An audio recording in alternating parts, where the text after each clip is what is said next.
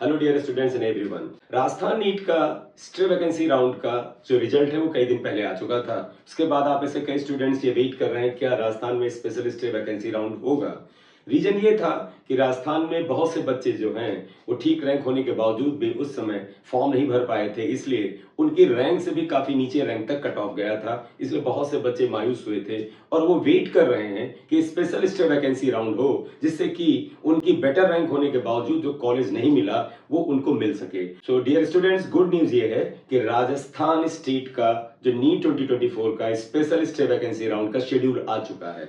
Seat matrix भी जल्दी ही आ जाएगी, तो आपको पता चल जाएगा कितनी एमबीबीएस या बीडीएस की सीट्स खाली हैं। तो सबसे पहले इस वीडियो में आपको मैं बताता हूं कि क्या शेड्यूल है स्पेशल स्टे वैकेंसी राउंड का और क्या क्या उसके रूल्स हैं, रेगुलेशंस हैं, उसकी एलिजिबिलिटी क्राइटेरिया क्या है, नए रजिस्ट्रेशन होंगे, फ्रेश रजिस्ट्रेशन होंगे या फ्रेश रजिस्ट्रेशन इस राउंड में नहीं होंगे। इन सभी क्वेश्चन का आंसर अगर आपको पाना है तो वीडियो में एंड तक बने रहिएगा। आइए स्टार्ट करते हैं। गवर्नमेंट ऑफ राजस्थान 22 नवंबर 2024 का नोटिफिकेशन है, notification for the NEET UG medical dental counselling 2024 MBBS BDS special stay vacancy round. सबसे पहला पॉइंट देखिएगा, fresh registration will not be invited for special stay vacancy round as per MCC notification. यानी इसमें fresh registration नहीं होने जा रहे हैं। जो स्टूडेंट्स इसके पहले के राउंड में रजिस्टर्ड हैं वही इसमें पार्टिसिपेट करेंगे। यानी कि इसके पहले जो राउंड 1 था, राउंड 2 था, 3 था या स्टे वैकेंसी राउंड था, वही स्टूडेंट इसमें पार्टिसिपेट कर सकते हैं। Schedule of special stay vacancy round for the Rajasthan state, publishing of provisional vacant seat matrix after stay vacancy round 24 नवंबर यानी कल आ जाएगा बेटा। वैकेंट सीट है उसका सीट मैट्रिक्स 24 नवंबर 2024 को आ जाएगा। Publishing of the provisional merit list, state combined OBC, MBC, EWS etc. ये भी 24 को आ जाएगा। तो मेरिट लिस्ट भी बेटे 24 नवंबर को यानी कल ही आ जाएगी। Verification and submission of original documents offline mode में of all already registered eligible candidates willing to participate in special stay vacancy round at the academic block SMS medical college Jaipur. और ये काम आपको करना है 25 नवंबर से 26 नवंबर के बीच में। 2 दिन का टाइम है, सुबह 10 बजे से शाम को 4 बजे के बीच 25 नवंबर और 26 नवंबर को वेरिफिकेशन आपको डॉक्यूमेंट्स का कराना है और उनका सबमिशन भी करना है। ये डॉक्यूमेंट ओरिजिनल फॉर्म में होंगे और ये ऑफलाइन मोड में होंगे और एसएमएस मेडिकल कॉलेज जयपुर में जाकर के आपको फिजिकली कराना होगा। ये वही स्टूडेंट्स करा सकते हैं जो ऑलरेडी रजिस्टर्ड हैं। यानी फ्रेश रजिस्ट्रेशन का कहीं पर देखें कोई डील तो दिया ही नहीं है, तो आपने प्रीवियस किसी राउंड में रजिस्ट्रेशन करा रखा है, सिर्फ आप ही जाके इसे करा सकते हैं। Documents of the candidates who wish to participate in stay vacancy round will be kept by the counselling board after verification. Candidates shall also submit a bond in prescribed format available at the website। और साथ ही साथ आपको bond भी भरना होगा, उसके बारे में जानकारी दे रहे हैं। और बॉन्ड का जो फॉर्मेट है बेटा वो वेबसाइट पर अवेलेबल है। बेटा ये राजस्थान नीट की जो वेबसाइट है उससे बॉन्ड का फॉर्मेट आप लीजिए और जो भी हलफनामा वगैरह, एफिडेविट वगैरह उसमें अमाउंट बोला उसको लगा करके उसे बनवा के आपको ले जाना होगा। करेक्ट।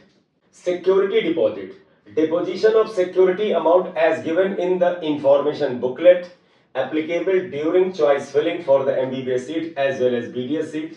आपको बेटे जो सिक्योरिटी डिपॉजिट है वो करना है 25 नवंबर से 27 नवंबर के बीच। ऑटो लॉकिंग शाम को 5 बजे हो जाएगा 27 को, उससे पहले करना है।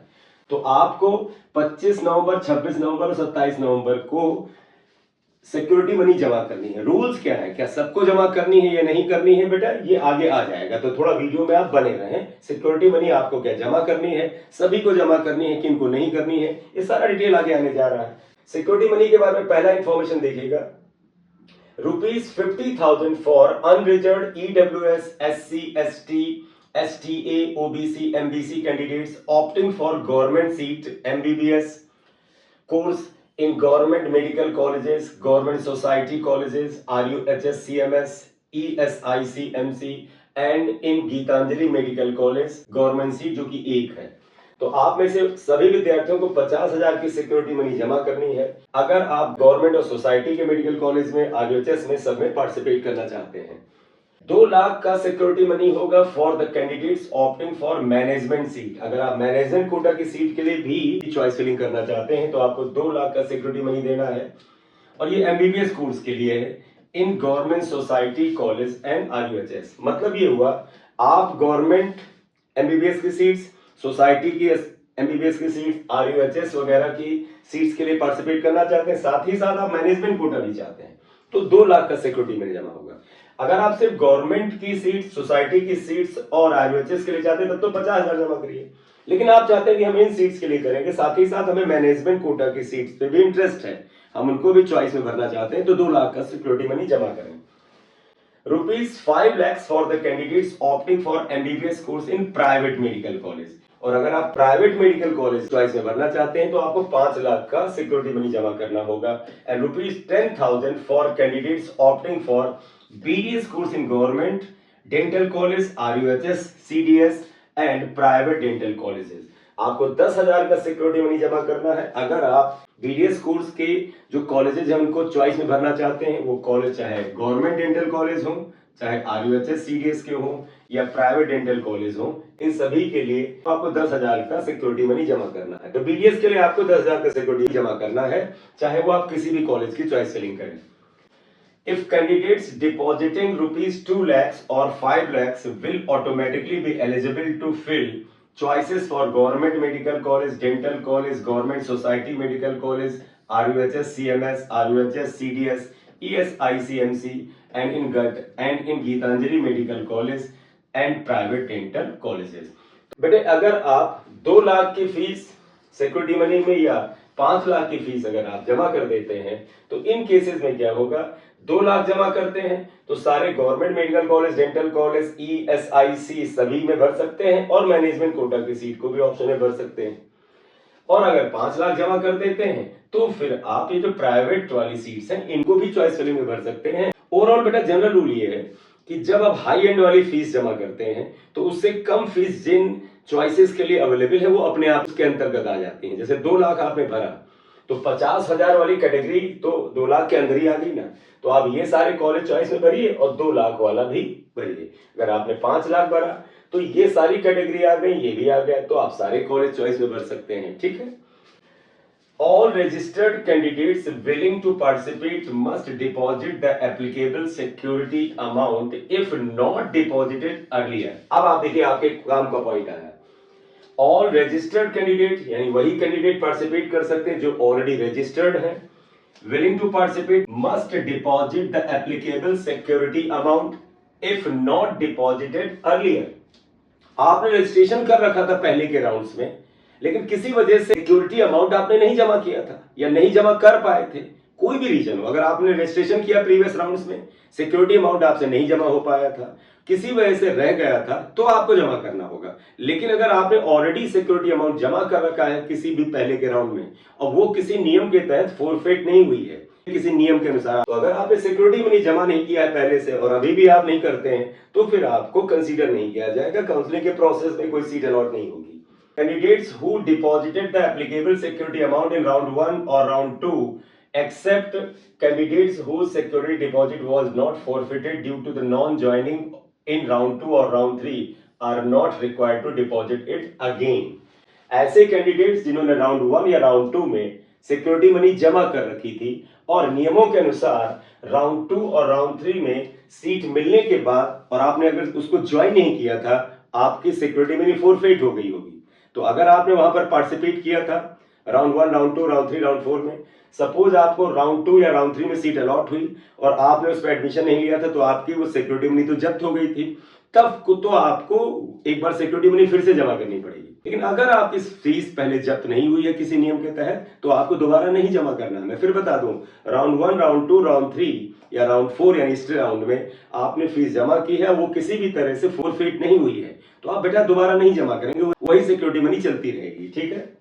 But those candidates who did not deposit the applicable security amount in round 1 or round 2 or round 3 और stray vacancy round, तो जिन लोगों ने राउंड 1 से लेके stray vacancy round तक फीस नहीं डिपॉजिट की थी, सिक्योरिटी अमाउंट नहीं डिपॉजिट किया था किसी भी वजह से, और wish to deposit the applicable difference amount based on the type of seats, course and colleges, या फिर आप फीस का या सिक्योरिटी मनी का डिफरेंस जमा करना चाहते हैं, डिपेंड करता है कि किस कोर्स में इस बार चॉइस फिलिंग करना चाहते हैं और किस तरह के कोर्स के लिए किस तरह के कॉलेज की चॉइस फिलिंग आपने पहले की थी, तो उसमें जो अंतर आएगा, डिफरेंस आएगा, वो जमा करना होगा। मैं एग्जांपल बता दूं, मान लीजिए आपने इसके प्रीवियस राउंड में गवर्नमेंट कॉलेजेस वगैरह के लिए चॉइस फिलिंग की थी, तो आपने 50,000 की सिक्योरिटी मनी जमा की थी।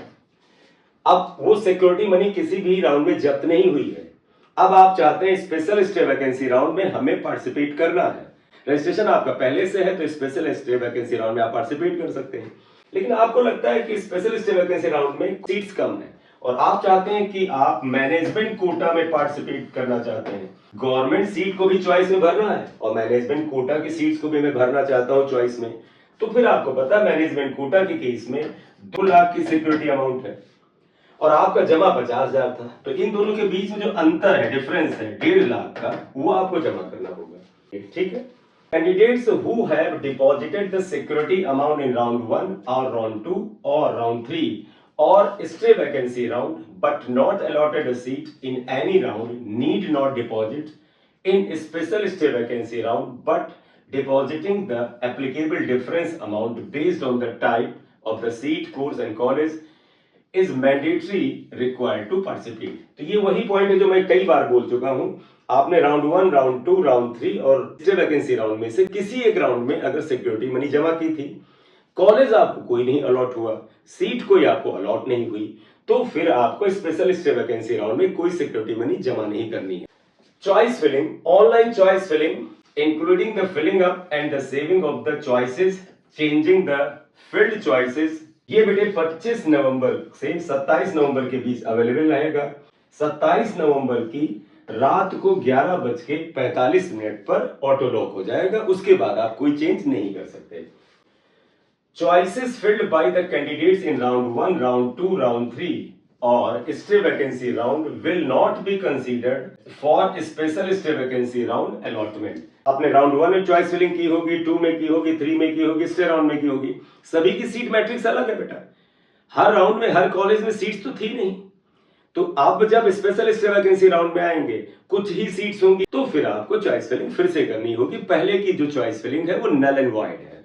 Correct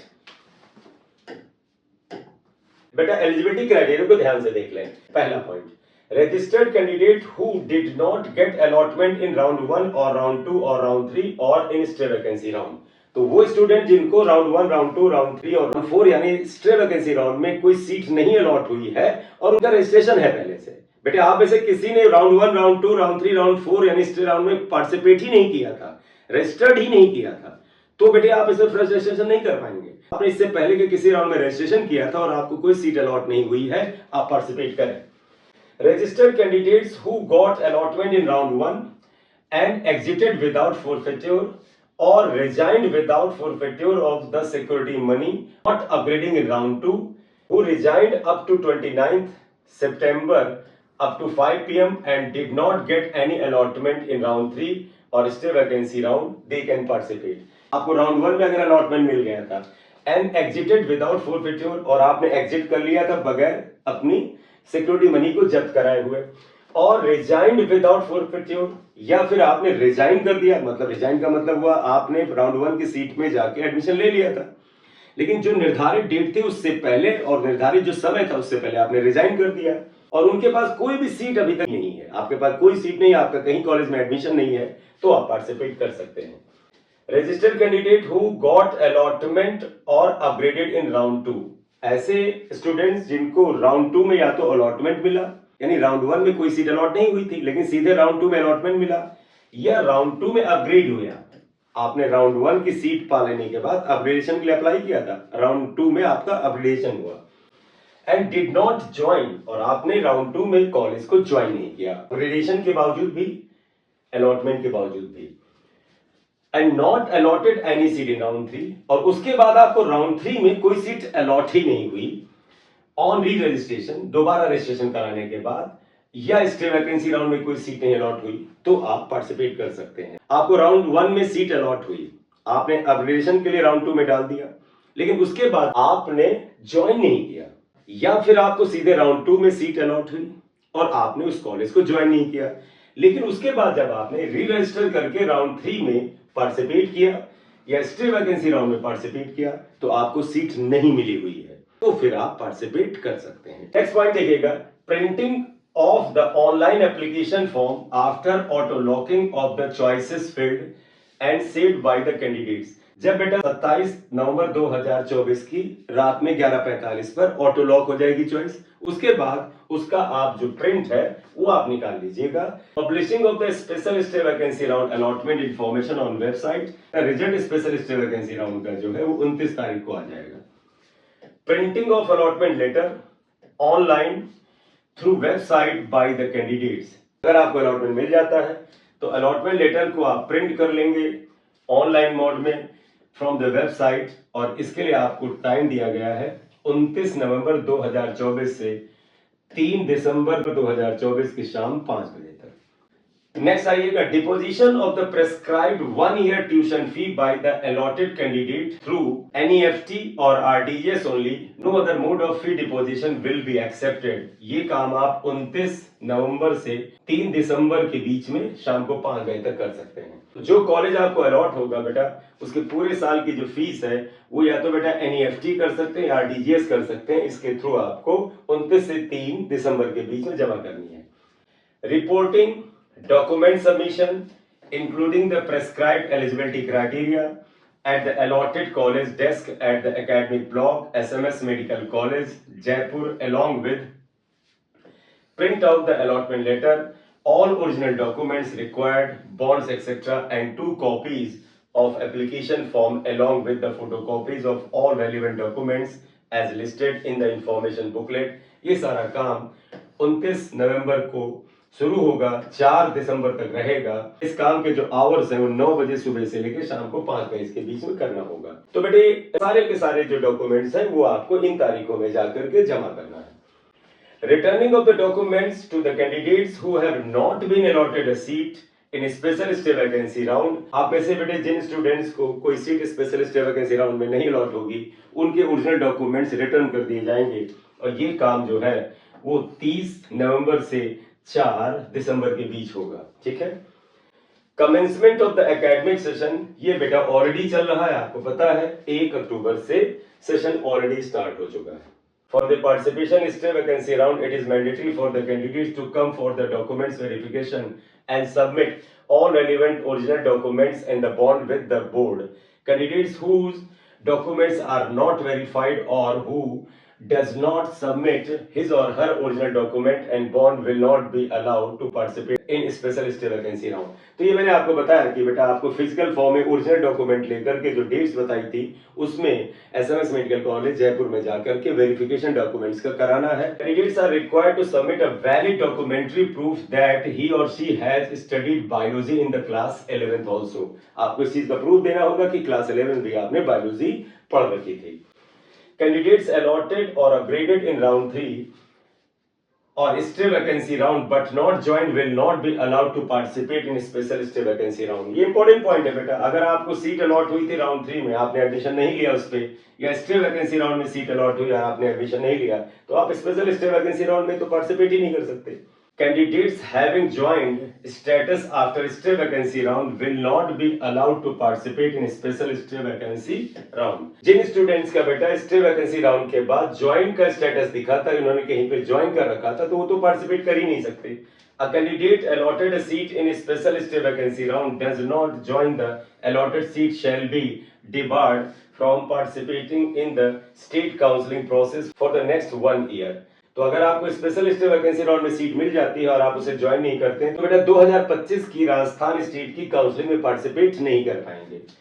Along with the forfeiture of the security amount and the bond conditions shall be applicable। और एक आपके लिए बेटा यह पेनल्टी भी है कि आपकी सारी सिक्योरिटी मनी जब्त हो जाएगी और जो बॉन्ड की कंडीशंस हैं वो भी एप्लीकेबल होंगी, तो बड़ा नुकसान होगा आपका। नेक्स्ट आइए बेटा, candidate who joins the course on allotment in special stay vacancy round shall not be allowed to resign. आपको अगर स्पेशल स्टे वैकेंसी राउंड में सीट अलॉट हुई तो आप उसे रिजाइन नहीं कर सकते, ठीक है। No candidate can join two colleges or institutes at the same time at the time of a special stay vacancy round allotment process. Such candidates who have registered for the state counseling, who have joined other college or institute as on a specified date through All India Counseling or any other counseling shall not be eligible for the allotment in special stay vacancy round. तो आपको बेटा जिस दिन special stay vacancy round में participate करेंगे, दो college में तो आप सीट रख ही नहीं सकते, लेकिन फिर भी अगर आपको जिस दिन राजस्थान स्टेट में काउंसलिंग में पार्टिसिपेट करेंगे उस डेट तक अगर आपका किसी दूसरे स्टेट में या ऑल इंडिया कोटा के थ्रू कहीं पर भी अगर आपने सीट होल्ड कर रखी है तो आप पार्टिसिपेट नहीं कर सकते। Candidates covered under honourable high court Jodhpur order dated 5/11/24 passed in DB special appeal writ number this versus this trust and others may participate in special stay vacancy round। तो बेटे आपको ध्यान होगा 5 नवंबर की एक रिट के थ्रू कुछ सीटें हटाई गई थी, तो जो कैंडिडेट्स बेटा उसमें दे गए थे वो बेटे स्पेशल स्टे वैकेंसी राउंड में पार्टिसिपेट कर सकते हैं। Only limited conditions for ready reference have been mentioned in this notification. For complete detail or the condition, candidates are required to read the information booklet carefully। यानी जो notification है बेटा इसमें आपको लिमिटेड कंडीशंस बताई जा रही हैं, सारी डिटेल कंडीशन पढ़नी है तो इनकी बुकलेट या ब्रोशर को पढ़ लें। सो बेटा ये main important dates, important conditions, eligibility, requirement, security money किसे जमा करनी किसे नहीं जमा करनी, ये सारी की सारी जानकारी इस नोटिफिकेशन में था। आप ऐसे जो कैंडिडेट्स इसके लिए एलिजिबल हैं आप लोग बेटे पार्टिसिपेट करें। कितनी सीट्स हैं ये तो सीट मैट्रिक्स जब कल या परसों आ जाएगी उसमें पता चलेगा, तो फिलहाल आप रजिस्ट्रेशन जरूर कर लें अगर आप पार्टिसिपेट करना चाहते हैं और आपको लगता है कि आप रैंक इस तरह की है कि आपको कॉलेज मिल सकता है, तब तो बिल्कुल पार्टिसिपेट करें। So thank you very much for watching video. अगर आप चैनल पर नए हैं तो काइंडली इससे सब्सक्राइब कर लीजिएगा। Thank you very much.